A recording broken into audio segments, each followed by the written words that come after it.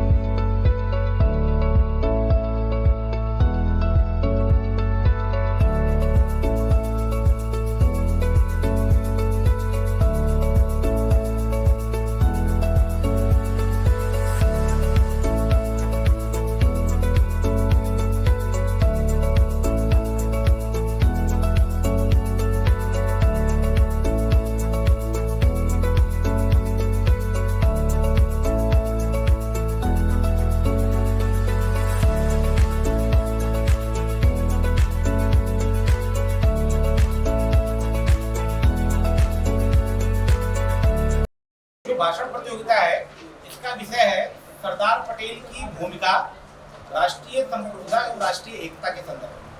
ठीक है ना? तो आप सरदार पटेल जी की जीवनी पर भी बोल सकते हैं, राष्ट्रीय एकता और उनके जो कृत्य रहे, जो उन्होंने राष्ट्र की एकता के लिए उन्होंने कार्य किए हैं, सभी उस समय के राजे रजवाड़ों को समाहित किया भारत में, तो इस पर आप बोल सकते हैं। समय 5 मिनट का होगा, टाइमर हम लोग चला रहे होंगे। Moscow Institute of Mass Communication and Journalism. Today we are celebrating Rashtriya Ekta Divas, also known as National Unity Day. This festival is celebrated on the 31st October on the birth anniversary of Sardar Vallabhbhai Patel. कोई father, कोई काजी, कोई है सन्यासी, एक साथ जब हम खड़े हो तो सिर्फ भारतवासी। मजहब नहीं सिखाता आपस में बैर रखना, हिंदी है हम वतन है हिंदुस्तान हमारा। राष्ट्रीय एकता दिवस is celebrated on the birth anniversary of Sardar Vallabhbhai Patel, who was born on 31st October 1875. A very good afternoon to respected teachers, jury members and students present here. Myself, Shivangi Leah, and I'm a student of 4th year from BTech Biotechnology Department. Take to the path of dharma, the path of truth and justice. Don't misuse or failure, remain united.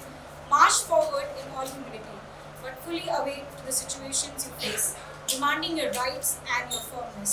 Ours is a non-violent war. It is Dharma Yudh.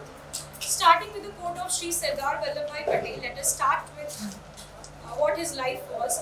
Vallabhbhai Jhaverbhai Patel, popularly known as Sardar Patel, was born on October 31st, 1875 in Nadiad, Gujarat. He was an Indian barrister and statesman, one of the leaders of Indian National Congress, and during his struggle for Indian independence, he worked really hard. During the first 3 years of Indian independence, he served as Deputy Prime Minister, Minister of Home Affairs, Minister of Information and Minister of States. Sardar Patel was born into a self-sufficient land-owning family of Leva Patidar caste. Reared in an atmosphere of traditional Hinduism, he attended primary school at Karamasad and high school at Begar, but he was mainly self-taught. Patel married at the age of 16, matriculated at 22 and passed the district leader's examination, which enabled him to practice law. In 1900, he set up an independent office of district leader in Godhra, and 2 years later, he moved to Borsad. In 1908, Patel lost his wife, with whom he had a son and a daughter, and thereafter he remained a widower. But he was always determined to enhance his career in the legal profession. He travelled to London in August 1910 to study at the Middle Temple. He returned back to India in February 1913. He settled in Ahmedabad, rising rapidly to become the leading barrister in criminal law at Ahmedabad Bar. Reserved and courteous, he was known for his supreme manners, his smart English style, styling clothes championship in bridge at Ahmedabad. But in 1917, he was highly influenced with the life of Mohandas Karamchand Gandhi, Gandhi's Satyagraha movement, but he did not identify himself with Gandhi's moral convictions. In 1918, he joined Kheda Satyagraha. In 1924, he was selected as president of Ahmedabad Municipal Board. Vallabhbhai Patel became increasingly involved with independence. His role in Bardoli Satyagraha of 1928 elevated him to a new pinnacle of national glory. In 1931, he was elected as president of Indian National Congress at Karachi session. At the time of independence, there were massive obstacles lying ahead. India consisted of British India and the princely states. Sardar Patel stepped in to ensure that both of them combined and were in accession of India as Union of India.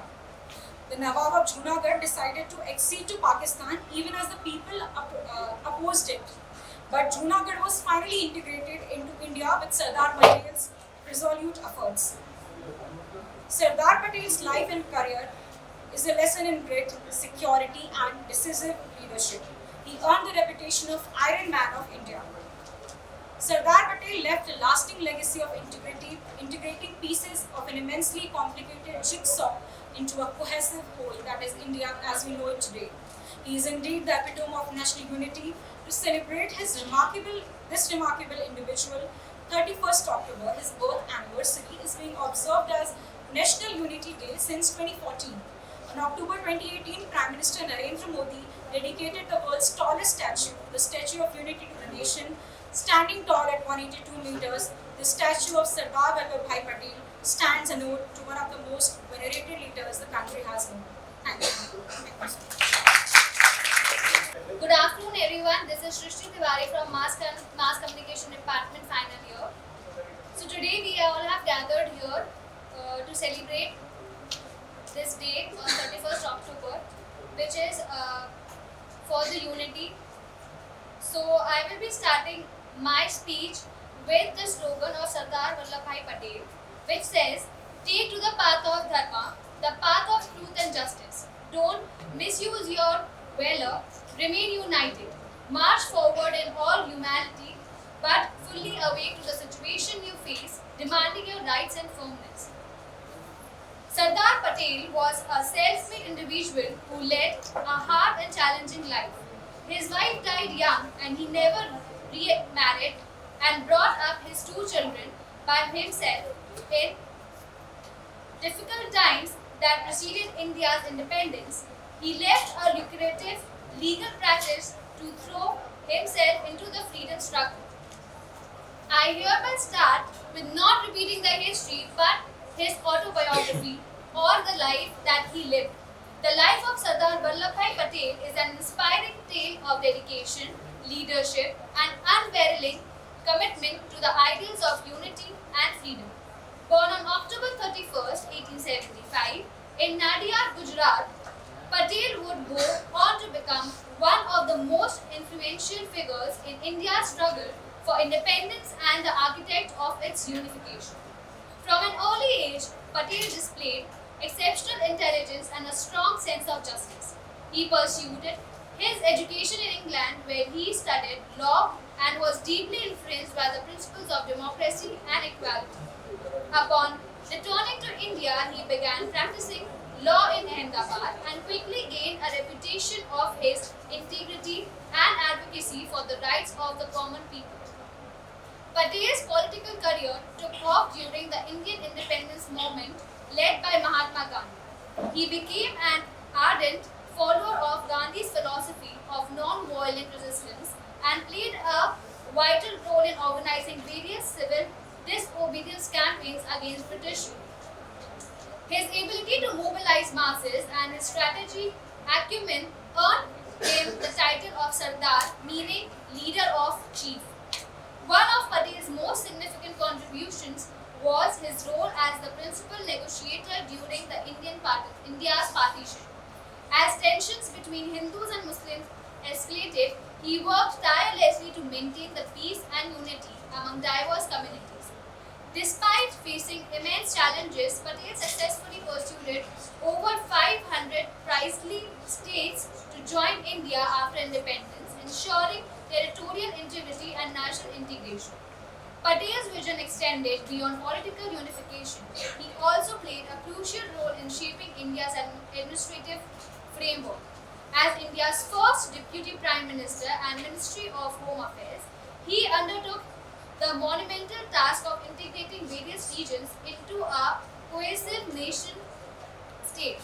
His efforts led to the establishment of all India services like the Indian Administrative Services (IAS) that continue to serve as pillars of governance today.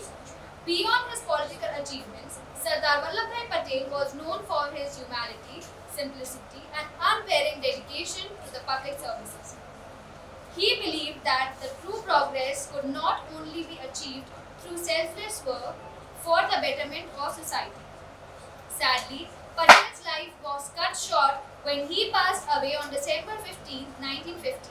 However, his legacy lives on as an embodiment of courage, determination, and unity. The Statue of Unity erected in his honor stands tall as a symbol not only commemorating his contribution but also reminding us all about the importance of national integration. In conclusion, Sardar Vallabhbhai Patel was a visionary leader who played an instrumental role in shaping modern India. His tireless efforts towards national integration continue to inspire generations even today. Thank you. की एकता हमेशा बनाए रखें। दिल में इस जज्बे को हमेशा जगाए रखें। एकता के परिवेश में जब वह रूप हमने पाया, अपना भारत देश ही सोने की चिड़िया है कहलाया, सोने की चिड़िया है कहलाया। इन्हीं पंक्तियों के साथ सर्वप्रथम मां शारदे को वंदन। उपस्थित निर्णायक मंडल, सभी शिक्षकगण एवं मेरे प्रिय भाइयों और बहनों, मेरा नाम श्वेता सिंघवानी है और मैं Bhaskar institute of mass communication and journalism की छात्रा हूँ।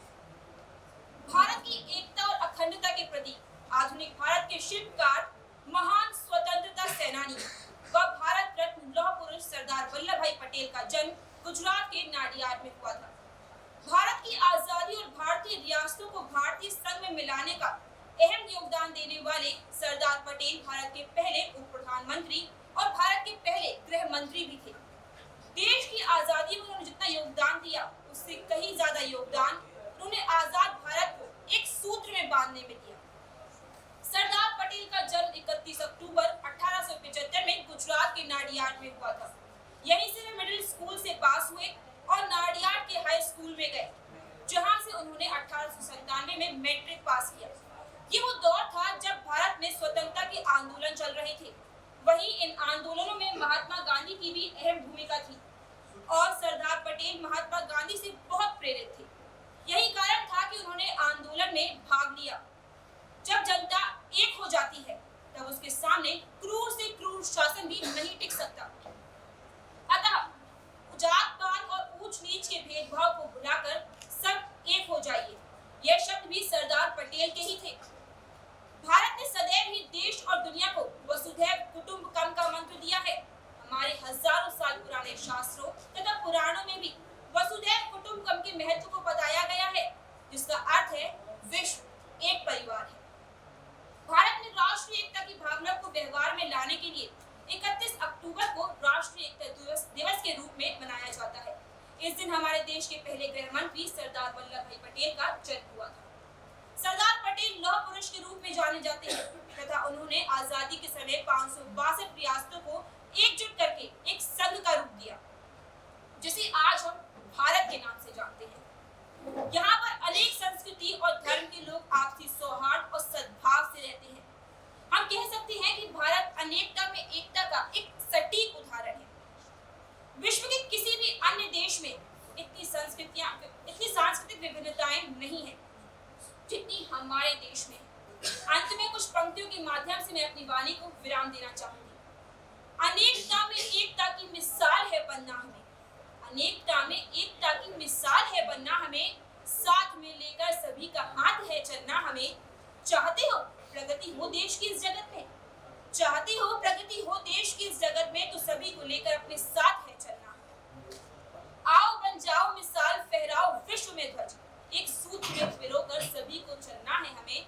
जाओगे जब इस जहां से याद रखेंगे सभी, जाओगे जब इस जहां से याद रखेंगे सभी, कीर्ति अपनी अमिट इस विश्व में रखना है हमें। बोल मिश्री में घुले हो सात स्वर भी मिले हो, फूल से दिल खिले हो जब यह करना है हमें। अनेकता में एकता की मिसाल है बनना हमें, अनेकता में एकता की मिसाल है बनना हमें। जय हिंद, जय भारत।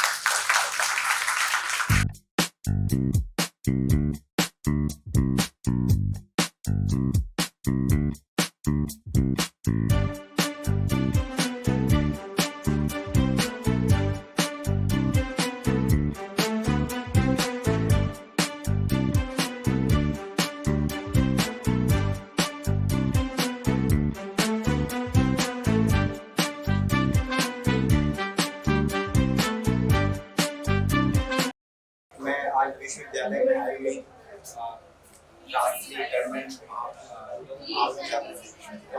विश्वविद्यालय आई रेखा मैडम का स्वागत करना चाहता हूँ कि वो आई और बच्चों के बीच में बैठ के उन्होंने बच्चों को अपना बहुमूल्य समय दिया। मैं स्वागत करना चाहूँगा हमारे साथी और मेरे बड़े भाई डीआर साहब का। उसके साथ मैं स्वागत करना चाहूँगा श्री नवीन पटेल और इशारिया जी का, और मैं धन्यवाद करना चाहूँगा कटियार साहब का जिन्होंने मुझे यहाँ पे बुलाया और मुझे ये मौका मिला कि मैं जान पाऊँ कि ये साइंस के बच्चे, ये सोशल साइंस के बच्चे और ये इतना ज़्यादा जानते हैं देश के बारे में, सरदार पटेल के बारे में।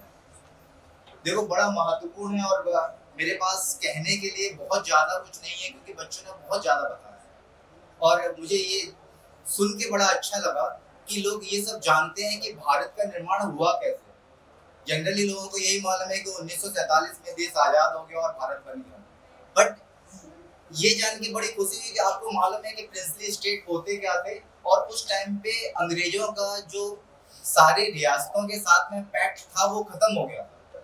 अंग्रेजों ने उनके साथ में ये संधि करी थी कि जब तक आप रहोगे हम लोगों के अंडर में, तब तक आपको हम सुरक्षा देंगे।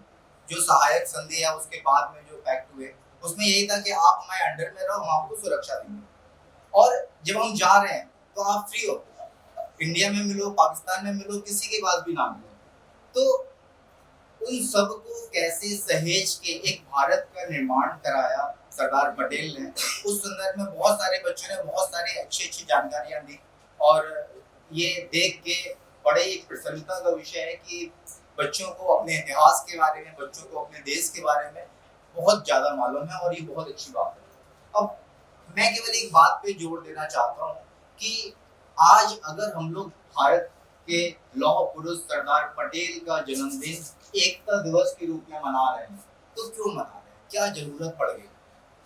मेन चीज है कि जब भारत आजाद हुआ था तो जितने भी अंग्रेज थे या अंग्रेज हिस्टोरियंस थे, उन्होंने एक बहुत बड़ी बात कही थी कि आज के दिन का सबसे बड़ा मजाक है कि भारत एक राष्ट्र है। क्योंकि राष्ट्र बनते हैं कैसे? राष्ट्र का मतलब होता है हम एक हैं। हम एक हैं मतलब कि हम सब किसी एक वजह से एक हैं। देखिए, जब हम लोग यहाँ से बाहर जाते हैं, आप लोग भी बाहर जाते होंगे, कोई अगर किसी और स्टेट में गया हो, कोई यूपी का बंदा मिल जाए तो लगता है ये मेरा भाई मिल गया, है ना, बड़ा अच्छा लगता है। अगर किसी दूसरे शहर में गए हो, झांसी का बंदा मिल जाए तो लगता है अरे ये तो साथ हो गया, है ना, या आपके कॉलेज का बंदा मिल जाए तो उससे अपने आप में ना अपनापन आ जाता है, जबकि आप उसको जानते नहीं हो, समझते नहीं हो, पहली बार मिल रहे हो। तो एक होने के लिए एक वजह होती है। जितने भी विश्व में राष्ट्र इकट्ठे हुए हैं, चाहे वो इटली हो, जर्मनी हो, या कोई भी एक देश हो, जो अलग अलग राज्यों से मिलके बना है, उन सबके पास वजह होती थी। क्या वजह होती थी? इटली बना लैटिन भाषा के उससे, जर्मनी में एक प्राइड था कि भाई वो जर्मन जाति के हैं। मतलब एक होने के लिए या फिर तो भाषा चाहिए, या फिर आपको रेसिज्म, आपकी शकल सूरत, आपकी जो नस्ल है वो एक जैसी होनी चाहिए, या आपका धर्म एक जैसा होना चाहिए। पाकिस्तान बना या बहुत सारे मुस्लिम कंट्रीज बने जो धर्म की वजह से बने। लेकिन भारत कैसे एक होता है? यहाँ तो हर 10 कदम में बोली चेंज हो जाती है, हर थोड़ी दूर जाने के बाद भाषा चेंज हो जाती है। यहाँ पे खान पान हजारों टाइप का है, धर्म यहाँ पे सारे धर्म है विश्व के। तो भारत कैसे एक होता? तो भारत का जो एकीकरण है वो इन्होंने ना केवल प्रशासनिक तौर पे किया, बल्कि मानसिक तौर पे भी किया। और इसमें सबसे बड़ा योगदान जो रहा है इंडिया के कल्चर का रहा है, भारत के संस्कृति का रहा है। और भारत की संस्कृति जिसको आज हम बचाने की कोशिश करते हैं, जिसमें हम ये बात करते हैं कि हमारी संस्कृति खतरे में है, तो मैं आप सबको बताऊंगा कि भारत की संस्कृति कभी खतरे में हो ही नहीं सकती है। ये वो देश है जहाँ पे हूड़ आए, जहाँ पे यवन आए, जहाँ पे कुषाण आए, और सब आके यहाँ के रंग में मिल गए। ये वो देश है जहाँ पे मुसलमान होली मनाता है, दीपावली मनाता है, अकबर सबके साथ में होली मनाता है ना। अकबर की जो रानी थी जोधा भाई, उनके महल में कृष्ण जी का मंदिर था। तो ये अकबर और ये अशोक का देश है, ये गांधी का देश है। और इसी वजह से अलग अलग भाषा होने के बाद, अलग अलग संस्कृति, जाति, पहनावा होने के बाद भारत आज तक एक है। और इंडिया की कल्चर की सबसे बड़ी विशेषता है कि हम किसी पे थोपते नहीं। माई वे इज नॉट हाईवे, मेरा रास्ता ही सही नहीं है, सबके रास्ते सही हो सकते हैं। ये वो देश है जहाँ पे जैन धर्म भी चला, जहाँ पे बौद्ध धर्म भी चला, जहाँ पे भगवान को ना मानने वाले धर्म भी चले, जहाँ पे एक टाइम में चारवाक भी थे। तो यहाँ पे ना मैं सही हूँ लेकिन आप भी सही हो। हम किसी से लड़ते नहीं है, हम सबको एक्सेप्ट करते हैं। इसीलिए हम भगवान के बारे में भी कहते हैं कि भगवान वो है जो आप समझते हो, लेकिन भगवान वो भी है जो मैं समझता हूँ, है ना। ये देश सिद्धांत को फॉलो करता है कि हर सत्य के सात पहलू हो सकते हैं या अलग अलग पहलू हो सकते हैं, और यही एक वजह है कि हम सब आपस में आज भी एक हैं, और इसी एकता को, इसी कल्चर को हमें प्रिजर्व करके रखना है। हमें धर्म के नाम पे, जाति के नाम पे हमें लड़ना नहीं है। चीजें देखने में आती हैं, कुछ लोग अपने फायदे के लिए वो चीजें आज भी करते हैं। हमें धर्म के नाम पे, हमें जाति के नाम पे लड़ाया जाता है, लेकिन हम उस गांधी की संतान है, हम उस पटेल की संतान है जो देश को बचाए रखने के लिए, देश को एक मजबूत जोड़ में बांधने के लिए हम लोग टूटने वाले नहीं है। और हमें यही चीज अपने मन में रखनी है कि भाई आप भी सही हो, हम भी सही हो। हमें ईगो नहीं रखना है, हमें ये नहीं बोलना है कि हम ही सबसे महान है, क्योंकि भारत का जो कल्चर है, भारत का जो धर्म है, वो सारे धर्मों को, सारी संस्कृतियों को अपने आप में सहेज लेता है। हम हिंदी भाषी हैं, लेकिन हम अंग्रेजी को भी अपना लेंगे, हम अरबी को भी अपना लेंगे, और हम सबको अपना के अलग भाषा निकाल देंगे। मोबाइल पे सब लोग इंग्लिश में बात करते हो ना, हिंदी भी रहती है, अंग्रेजी भी रहती है ना। भाषा हिंदी होती है, टेस्ट अंग्रेजी होता है। तो यही इंडिया का कल्चर है जो आप सब में है, जो आपको पता ही नहीं है कि हम उस चीजों को मानते हैं।